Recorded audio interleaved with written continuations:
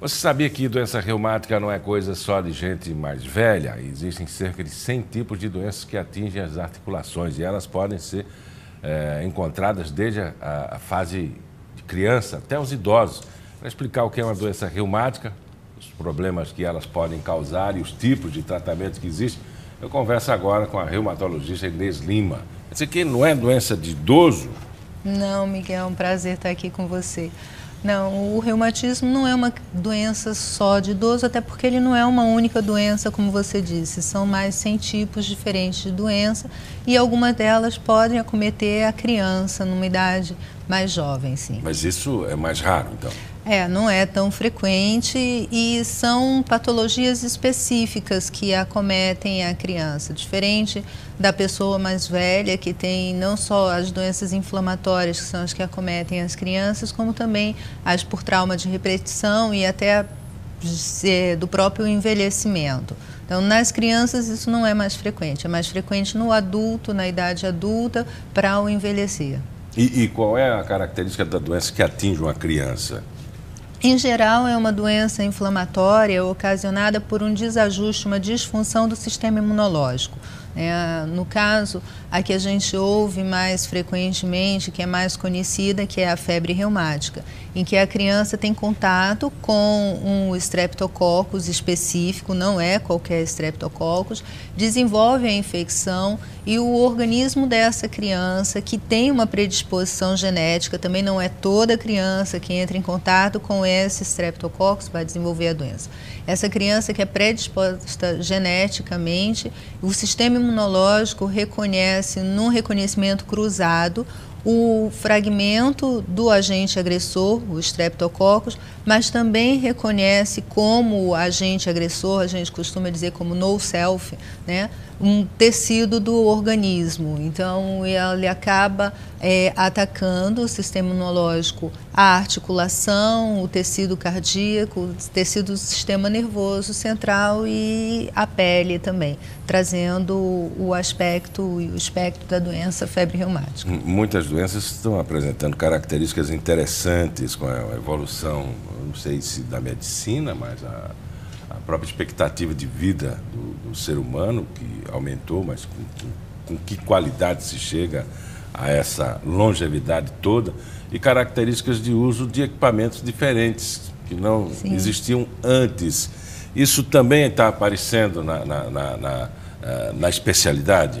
Isso tem aparecido, sim, como desordens funcionais. Então, a utilização de equipamentos eletrônicos, a permanência muito tempo sentado, o indivíduo tem se tornado, com a vida moderna, mais sedentário do que no passado. Isso tem se refletido na saúde do aparelho locomotor, com as posições inadequadas, os movimentos repetidos em um determinado posicionamento ao longo do dia.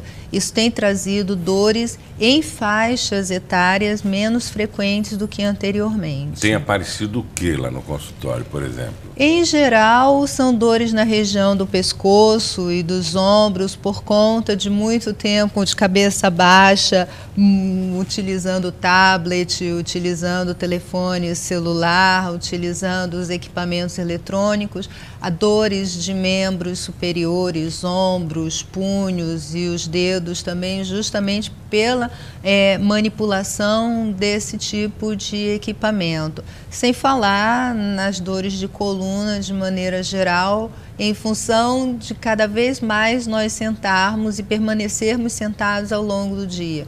Nós levantamos da cama, sentamos para a refeição, levantamos da mesa, sentamos no transporte, levantamos do transporte, sentamos no nosso ambiente de trabalho. E até para se alimentar, que no passado nós precisávamos levantar e nos dirigirmos até um restaurante, algum lugar, hoje com o advento dos deliveries nós continuamos sentados e a comida vem à nossa frente. E no final do dia praticamente nós fazemos o mesmo movimento contrário. Então, menor é a exigência do nosso aparelho locomotor, nós estamos ficando mais encurtados pelo fato de permanecermos sentados por um tempo mais prolongado, e isso acaba se refletindo no momento em que nós precisamos utilizar o nosso corpo em movimentos diferentes daqueles que usualmente fazemos. A característica do idoso é o desgaste natural, não é? Isso. Já existe esse desgaste natural. Com essa característica que se apresenta agora, qual é a projeção que se pode fazer para um idoso? O idoso, aliás, eu acho que a gente não tem que se preocupar com o idoso, a gente tem que começar a se preocupar com o jovem, né? Quanto mais precocemente nós começarmos a ter a preocupação de estimular a atividade física, estimular a prática de exercício, nós teremos uma reserva física melhor para no futuro nós termos idosos com uma qualidade de vida melhor, que sem dúvida nenhuma vai haver o desgaste natural do nosso corpo, mas se nós tivermos uma reserva física, muscular e óssea que vai proteger essa articulação, com certeza construiremos uma qualidade de vida bem melhor do que no caso se mantivermos hábitos sedentários, hábitos inadequados de alimentação e até os hábitos sociais mesmo, como o tabagismo e o etilismo. Mas a gente não tem esse hábito também, né, da prevenção? Infelizmente, a gente ainda não conseguiu evoluir para o entendimento de que prevenir é mais saudável, né, e muito mais barato do que tratar. Agora, nessa fase agora, qual é a preocupação do idoso, né? Ele que já chegou, né, acima dos 50 anos, se é que a gente pode chamar isso de idoso, mas a partir dos 50 anos já começam as preocupações, né? Ele diz que quem levanta após os 50 anos sem dor é porque morreu. Essa é uma máxima comum, mas olha, isso não tem acontecido só com acima de 50 anos, não. A gente tem visto dentro de consultório pessoas com 30 anos se queixando muito de dor ao iniciar o movimento, de rigidez, dificuldade. Mas eu sempre insisto que a prática da atividade física deve ser estimulada, seja qualquer que seja a faixa de idade. O idoso, ele precisa ser estimulado à prática da atividade física, porque a prática da atividade física estimula o sistema nervoso central, não só no sentido cognitivo, no sentido de memória, de concentração, como também estimula a produção de substâncias que trazem bem-estar e, dentre essas substâncias que são analgésicas. A prática de atividade física no idoso melhora a performance cardiorrespiratória dele e, com isso, o controle das doenças cardíacas, a pressão arterial, melhora a atividade metabólica do idoso, e com isso melhora também a questão do controle de diabetes, alteração de colesterol, e melhora também o tônus muscular e o equilíbrio. Então, isso diminui o risco de quedas e melhora a proteção das articulações. Um idoso que pratica atividade física, ele pode até ter uma rigidez ao iniciar o movimento, ele pode até ter dor e ele, sem dúvida nenhuma, como qualquer ser humano, está sujeito a trauma, mas ele tem uma capacidade de recuperação muito mais rápida e muito melhor.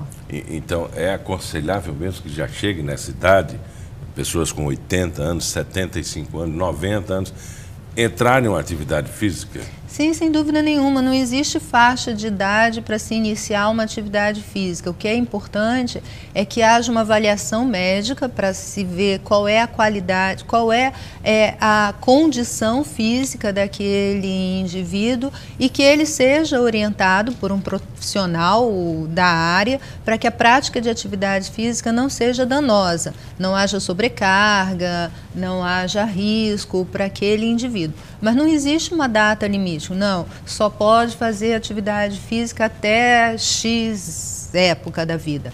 E a gente precisa perder também essa ideia de que a academia e prática de atividade física é só para jovem, isso é preconceito, né? A prática de atividade física é uma necessidade do ser humano. O nosso corpo não foi feito para ficar sentado, nem para ficar deitado, nem para ficar numa única posição. Então, nós temos ferramentas para movimento e a gente precisa estimular essas ferramentas no nosso corpo. Doutora, a característica da doença, né, que os seus sintomas como dengue, febre, chikungunya, modificou também, né, a frequência nos consultórios. Ainda é importante esses cuidados com o mosquitinho, ainda é importante também para a especialidade que a pessoa tenha esses cuidados? Ah, sem dúvida nenhuma. A dengue, até então, ela tinha aquela característica da dor articular, mas ela não trazia um quadro mais crônico e mais incapacitante. Com o aparecimento, principalmente da chikungunya, que tem em si, evolutivamente, uma tendência a cronificar e a trazer um quadro doloroso articular muito importante, muito limitante. Isso trouxe ao consultório do reumatologista uma população diferente de pacientes. Nós estamos nos adaptando a essa doença nova, desenvolvendo protocolos de tratamento, mas sem dúvida nenhuma a prevenção é o melhor remédio, né? E a busca precoce também pelo auxílio do reumatologista. O que nós temos visto no nosso consultório de maneira geral são pacientes que têm a doença aguda, a doença chikungunya aguda, com o quadro articular importante que vem com ela, e no entanto, talvez pela dificuldade ou talvez pela falta de conhecimento, não tenha procurado o consultório do reumatologista precocemente e tenha utilizado diversas medicações. Isso só posterga o tratamento, isso só traz consequências maiores e só traz uma cronicidade que pode ser limitada se tratado precocemente. Então, a gente tem pego muito paciente, mas pacientes que chegam no nosso consultório depois de uso de diversas medicações, depois de pelo menos 3, 4 meses de doença e alguns desenvolvendo uma artrite incapacitante. E ela pode evoluir para isso aí mesmo? Pode. Existe um grupo de pacientes, não são todos, mas existe um grupo de pacientes que pode desenvolver uma doença crônica pós a virose, pós chikungunya. Então não é nada assustador ouvir falar o médico tal não está mais operando porque ele teve chikungunya, porque pode parecer, soar o ouvido, que o médico não está com sua capacidade plena e ele está utilizando aquela característica da doença como incapacitante. Não, o paciente acometido da virose chikungunya, ele desenvolve durante a fase aguda dele um quadro articular bastante importante, limitante, limita as atividades de vida diária dele e depois de terminado o quadro agudo viral, que dura em torno de 2, 3 semanas mais ou menos, pode permanecer esse quadro articular extremamente limitante, com artrite, quer dizer, com as juntas inchadas, com limitação para as atividades de vida diária. E, em geral, é uma doença que acomete as mãos e os membros inferiores. Então, não só dificulta a locomoção do indivíduo, como dificulta também a prática das atividades de vida diária dele e de vida profissional, dependendo de cada um. Conversamos com a Inês Lima, reumatologista. Muito obrigado pela entrevista. Nada, foi um prazer, Miguel. No próximo bloco, você vai ver a amostra Mestres Alagoanos, que está em cartaz no Complexo Cultural Teatro Deodoro. Também vamos falar de cinema. A Mostra Sururu chega à 7ª edição e as inscrições estão abertas.